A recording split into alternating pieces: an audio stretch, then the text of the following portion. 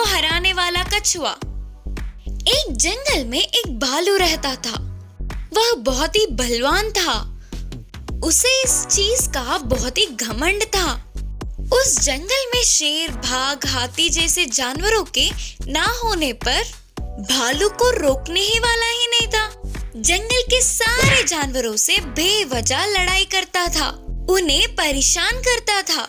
उससे सभी जानवर सोचते थे कि इस भालू से पीछा कब छूटेगा।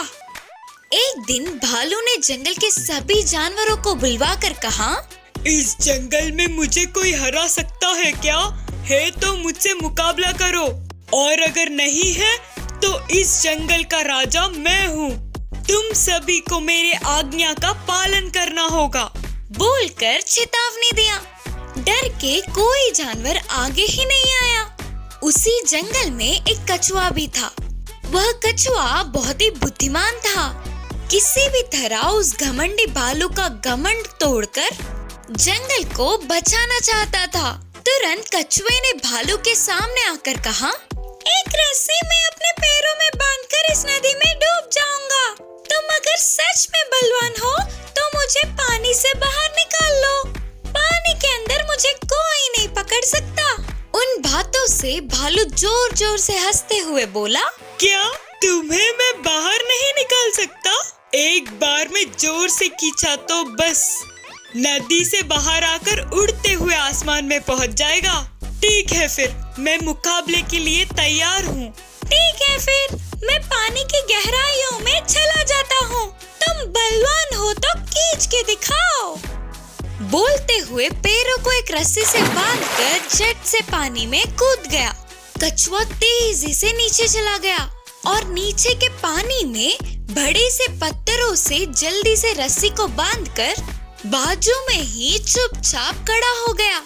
ये सब भालू ना जानते हुए रस्सी वो ऊपर खींचने लगा। उसके इतना खींचने पर भी वह रस्सी थोड़ा भी बाहर नहीं निकला। खींच खींच कर उसके हाथ दुखने लगे।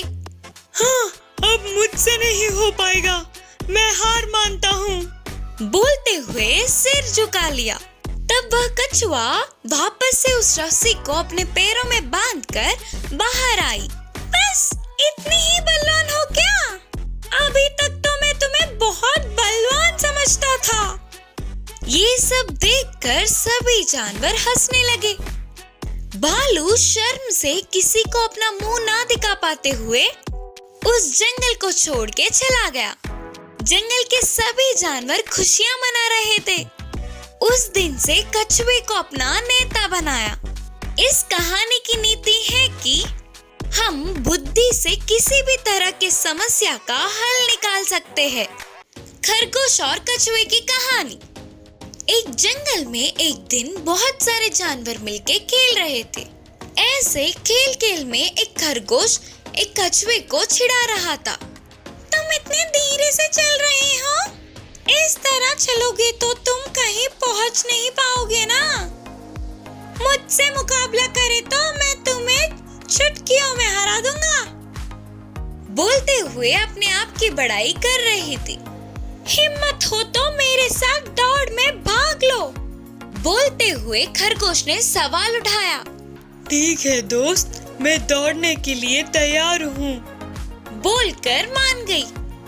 जैसे तय किया था, निश्चित जगह पर खरगोश और कछुए के दौड़ देखने के लिए जंगल के सभी जानवर आए।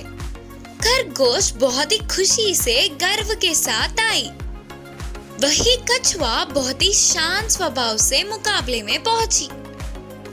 मुकाबले की जिम्मेदारी बंदर को सौंपा गया। फिर बंदर ने मुकाबले का नियम बताया।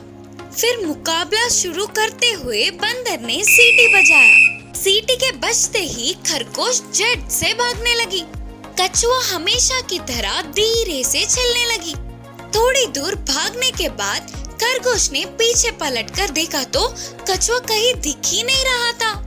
खरगोश ने सोचा, कछुआ तो जीतेगा ही नहीं, मेहनत क्यों करना, थोड़ी देर के लिए आराम से सोकर उठ के आसानी से आखिरी पड़ाव पार कर लेंगे। एक पेड़ के छांव में धीमे से आंखों को झपकाते हुए सो गई। थोड़ी देर में कछुआ अपने अंदाज में चलते हुए उस पेड़ तक पहुंची और सोती हुई खरगोश को देखी। फिर भी उसकी नींद को खराब ना करते हुए वह अपने रास्ते धीरे से चलते चलते आखिरी पड़ाव के तरफ चलने लगी। थोड़ी देर बाद कछुआ आखिरी पड़ाव के पास ही था, तभी खरगोश जाग गई और ये देखकर परेशान होकर खरगोश तेजी से भागने लगी। पर खरगोश के वहां पहुंचने तक कछुआ आखिरी रेखा पार करके जीत गया। ऐसे कछुए को थालियों से तारीफ करने लगे। अपने भलों को ज्यादा समझकर कछुए को कम समझने पर खरगोश को दुख हुआ। ऐसे ही जीवन में भी जीतने के लिए बिना आराम के मेहनत करनी होगी करके खरगोश समझ गई। इस कहानी की शिक्षा है कि हमें किसी को भी कम नहीं समझना चाहिए। चूहों की मदद। कृष्णापुर नामक गांव में एक बार भूकंप आया। इससे सारे घरों के गिरने पर सारे गांव वाले उस गांव को खाली करके चले गए। इससे वह गांव चूहों के लिए रहने की जगह बन गई। ऊपर से उस गांव में कोई इंसान नहीं थे ना, इससे चूहों की संख्या रोज रोज बढ़ती ही जा रही थी।